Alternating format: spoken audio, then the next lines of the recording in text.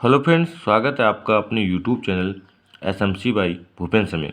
आज आप लोगों को क्लास 10th में जो आपका हिंदी का पेपर आया था 2023 में, जो प्रीवियस ईयर में जो आपका पेपर आया था वो किस प्रकार से आया था, किस पैटर्न पे आया था और किस प्रकार के क्वेश्चन आपके आ सकते हैं। क्योंकि हिंदी जो है हाई स्कूल वालों के लिए बहुत ही इम्पोर्टेंट है। अगर आप हिंदी में कम मार्क्स लाते हैं, 23 से कम जो आपका परसेंटेज होता है, 70 नंबर का पेपर होता है और 30 नंबर आपका प्रैक्टिकल का जो मिलता है, 70 में आपको लाने होते हैं 23 मार्क्स। अगर ये 23 नंबर से आप हिंदी में कम लाते हैं तो आप इसमें फेल हो सकते हैं, तो आपका रिजल्ट ख़राब हो सकता है और आपका एक साल बर्बाद हो जाएगा। क्योंकि आपके 30 नंबर ये नहीं जोड़ जाता, अगर थ्योरी में आपके 23 से कम आए हिंदी में तो आप इसमें फेल हो जाएंगे, एक साल आपका ख़राब हो जाएगा। और किसी दूसरे सब्जेक्ट में अगर आपके जैसे इंग्लिश, मैथ या और किसी सब्जेक्ट में आते हैं तो उसमें आपको पास हो, रिजल्ट में आपका पास लिख के आएगा। क्योंकि हिंदी में अगर फेल तो आपको रिजल्ट में फेल लिखा हुआ मिलेगा। तो आपको हिंदी का जो पेपर है वो बहुत ही अच्छे तरीके से करना है और बहुत ही अच्छी तरीके से लिखना होगा। तो देखते हैं 2023 में आपका पेपर कैसा आया था। ये आपका सेट था 801 डी हिंदी 2023 का। समय आपका 3 घंटे 15 मिनट ही था और पूर्णांक आपका 70 नंबर का। सबसे पहले आपका दिया था प्रारंभ के 15 मिनट परीक्षार्थियों को प्रश्न पत्र पढ़ने के लिए निर्धारित हैं। प्रश्न पत्र 2 खंड आ तथा खंड बा में विभाजित है। प्रश्न खंड आ में बहुकल्पी प्रश्न है और इसको ओएमआर में नीले या काले पेन से भरना था। और खंड आ में बहुकल्पी प्रश्न, प्रत्येक प्रश्न के लिए 1 अंक निर्धारित है। 20 बहुकल्पी आपके 20 नंबर के, प्रत्येक प्रश्न के सम्मुख उनके अंक निर्धारित अंक दिए गए हैं। तो पहला क्वेश्चन ये था, झूठा सच किस विधा की रचना है। तो ये आपको बताना झूठा सच किस विधा की रचना है, अनंत आकाश के रचनाकार। और ये आपके सारे क्वेश्चन इसमें ये दिया है। ऐसा क्वेश्चन एक आपका आ जाता है जिसमें 4 ऑप्शन दिए होंगे, उसमें से एक सही होगा। और कभी कभी ऐसा होता है कि 3 ऑप्शन आपके सही होंगे, एक गलत होगा, तो आपसे पूछेगा इनमें से कौन सा गलत है। इस प्रकार का क्वेश्चन आपका आता है। इसको सॉल्व भी कराएंगे आपको, पहले आपको दिखाने किस प्रकार से आपका पेपर आना चाहिए और किस प्रकार से आप तैयारी करते हैं। आगे आपके ये 20 बहुकल्पी हो जाते हैं। ये आपके 20 बहुकल्पी हैं। आप शुरुआत में जो आपके चाहे क्वेश्चन बैंक हो, कोई भी मॉडल हो, उसमें आपके क्वेश्चन दिए होंगे, बहुत ही सिंपल क्वेश्चन है। भारत दुर्दशा, साकेत, बिहारी किस कवि के, किस युग के कवि हैं, ये सब प्रकार के। ये देखो कितना सिंपल सा क्वेश्चन, नाना वहाँ नाना वैसा, बेहसे शिव समाज नहीं देखा, इस प्रकार का कौन सा रस है, ये आपको सब पता होगा। 10 अलंकार, छंद आपको सब पढ़ाए। आगे दिया है, ये दिया है, इसमें अलंकार बताना है, रोला किस प्रकार का छंद है, धनुष का पर्यायवाची बताना है, भलाई शब्द में कौन सा प्रत्यय है। सारे क्वेश्चन बहुत ही इंपॉर्टेंट हैं, बहुत ही सिंपल से। ये सारे क्वेश्चन आपके 20 बहुकल्पी आ जाते हैं। ये संस्कृत से आपके आ जाते हैं। ये 20 बहुकल्पी हैं। उसके बाद ये आपको एमआर पे फिल करना होता है। उसके बाद आपके जो क्वेश्चन स्टार्ट होते हैं उनको किस प्रकार से करना है वो बताते हैं आपको। अगला क्वेश्चन जैसे 21 नंबर दिया है कि निम्नलिखित गद्यांश पर आधारित 3 प्रश्नों के उत्तर दीजिए। ये 3 दूना 6 नंबर के आते हैं। इसमें पहला ये वाला गद्यांश दिया है, उपयुक्त गद्यांश का संदर्भ यहाँ से आपके लिखने के लिए आते हैं। क्योंकि ये जो क्वेश्चन है आपके बहुत ही इंपॉर्टेंट है। इसमें आपको किस प्रकार से लिखना है, यहीं से ऑब्जेक्टिव में तो आप कर सकते हैं, क्योंकि उसमें अगर आपको क्वेश्चन नहीं आ रहा है तो उसमें आप तुक्का भी लगा सकते हैं, लेकिन इसमें आपको लिखना ही पड़ेगा। आपको इसमें करना क्या है, संदर्भ कैसे लिखना है। संदर्भ में आपको पता होना चाहिए सबसे पहले कि इसमें जो है संदर्भ में हमारा जो है पाठ कौन सा है। पाठ आपका बहुत इंपॉर्टेंट है, किस पाठ से लिया गया है और उसके लेखक कौन है। जो गद्यांश होता है, गद्यांश में आप लेखक ही लिखेंगे, उसमें रचयिता या कवि नहीं लिखेंगे। गद्यांश में क्या लिखेंगे, गद्यांश में लिखेंगे लेखक, गद्यांश में लेखक लिखेंगे। और अगर जो कविता वाला आता है, पद्यांश आता है, उसमें लिखेंगे कवि या रचयिता। उसमें क्या लिखेंगे, कवि लिखेंगे या रचयिता लिखेंगे। उसमें कवि लिखते हैं या रचयिता लिखते हैं।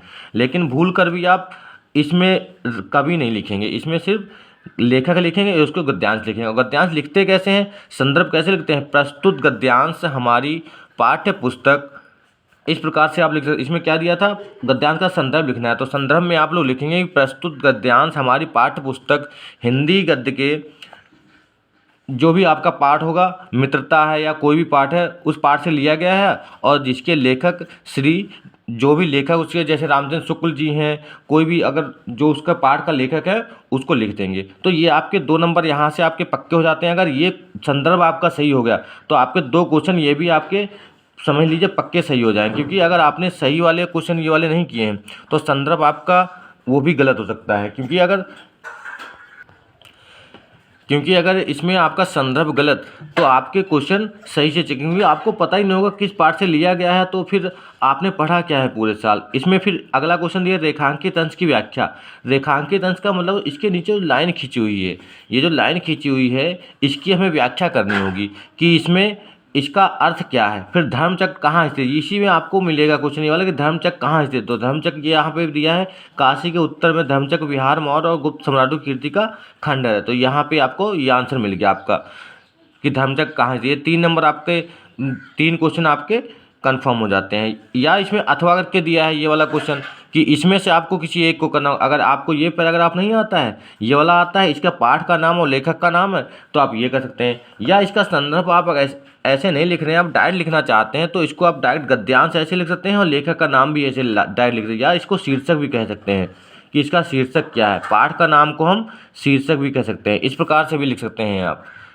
इसमें भी आपके 3 क्वेश्चन हो जाते हैं। फिर अगला क्वेश्चन दिया है, फिर आपका 22 नंबर दिया दिए गए पद्यांश पर आधारित 3 प्रश्नों के उत्तर। इसमें आपको वही कविता मिलेगा या श्लोक मिलेगा, उस प्रकार का कविता मिलता है जो पद्यांश में। इसमें भी आपको वही करना है कि आपका जो है ये किस पाठ से लिया गया है, इसके कवि कौन है। इसमें क्या लिखेंगे, इसमें लिखेंगे आप लोग, इसमें लिखेंगे कवि या रचयिता। इसमें क्या लिखेंगे, कवि या रचयिता। ये गलती आप लोग नहीं करें कि अगर कविता में आपने लेखक लिख दिया तो आपका गलत हो सकता है। इसमें भी आपको इसका संदर्भ लिखना होगा और रेखांकित अंश की व्याख्या कि इसमें आपको जो रेखांकित अंश है ये खेलत खात फिरे अंगना ये सब इसके बारे में आपको लिखना होगा। श्री कृष्ण के बारे में यहाँ पे बताया गया। रसखान यहाँ से आपको दिख गया कि रसखानी, अब यहाँ से रसखान मिल गया, मतलब रसखान वाला दोहा कोई होगा कविता वो उस वाले पार्ट से आपका लिया गया है।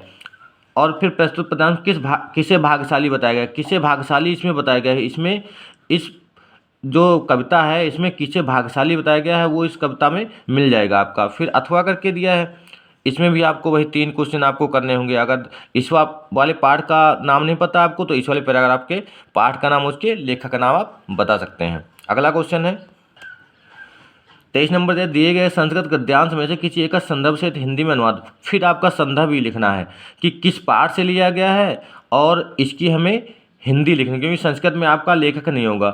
इसमें आपको पाठ का नाम बिल्कुल पता होना चाहिए। तो इसमें 2 नंबर और 3 नंबर, 5 नंबर का ये आता है, 2 नंबर का आपका संदर्भ, मतलब सिर्फ पाठ का नाम पता हो आपको तो 2 नंबर आपके पक्के हो गए।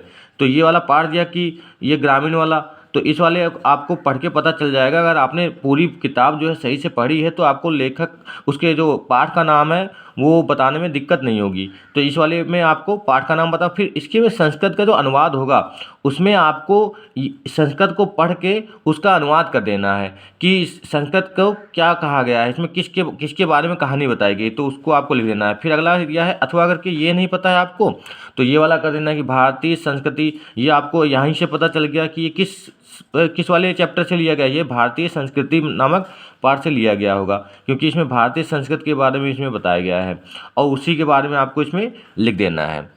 अगला क्वेश्चन है दिए गए संस्कृत पद्यांश में से किसी एक का संदर्भ सहित व्याख्या। इसमें भी आपको फिर वही, इसमें 1-2 श्लोक देंगे। ये दिया है मरणम मंगलम यत विउचित विभूषणम, तो इसमें आपको किस पाठ से ये वाला लिया गया है श्लोक और इसकी हिंदी आपको लिखनी होगी। मेन आपको इम्पोर्टेंट पढ़ने हैं। 7-8 जो श्लोक और पैराग्राफ हैं उन्हीं में से हर बार रिपीट होता है, क्योंकि 2-3 चैप्टर ऐसे हैं जिसमें से बहुत बार श्लोक और आपके ये पैराग्राफ जो हैं पूछे गए हैं, तो इसमें से आपको पढ़ लेना है। तो आपके ये पैराग्राफ जो हैं बहुत इंपॉर्टेंट, इसमें भी आपको यही कर देना है, किसी एक को लिखना होगा इसमें से। अगला दिया है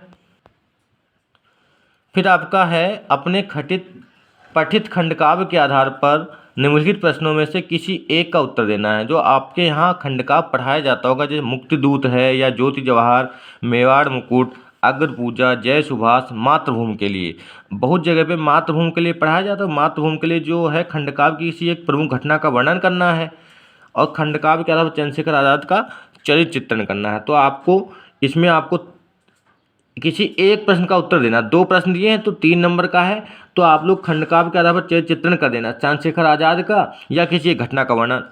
और जब इसका चरित्र चित्रण करेंगे तो इसमें बहुत ही सिंपल से आपको हेडिंग डाल के लिखना है कि निर्भीक और साहसी और निडर थे, उसके बारे में सब लिख देना है और हेडिंग डाल डाल के आपको अच्छे से उसमें लिख देना होगा।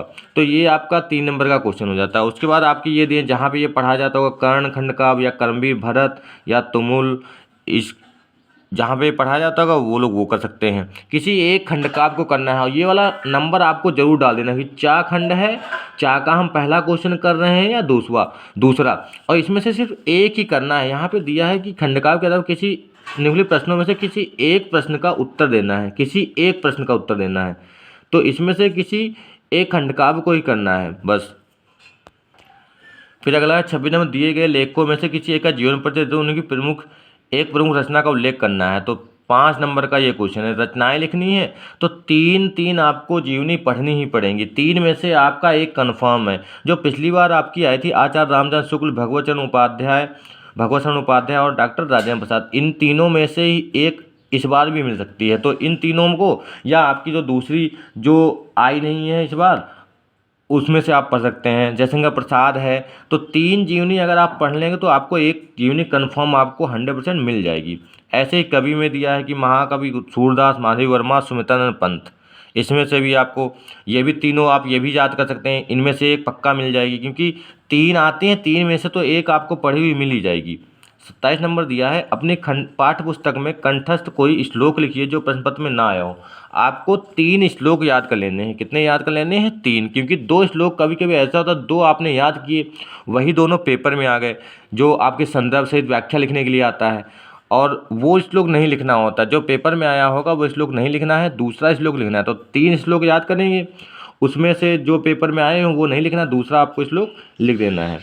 फिर आपके 2 प्रश्न आते हैं संस्कृत में, 4 आते हैं, उसमें से 2 करना होगा, और इसमें से आपको जो पढ़े हुए होंगे उसमें से आपके दोनों श्लोक कर देंगे। फिर आपका लास्ट में आ जाता है एक एस्से 9 नंबर का, और एस्से में निम्नलिखित में से किसी एक विषय पर निबंध लिखिए। आतंकवाद की समस्या, बेरोजगारी की समस्या, छात्र और अनुशासन, प्रदूषण की समस्या, ये इम्पोर्टेंट बहुत ही हैं। या किसी प्रिय कवि पे आ जाता है या किसी त्यौहार पे आ जाता है। इतने ही ऐसे अगर आप पढ़ लेंगे तो इसमें से आपके मिल सकते हैं।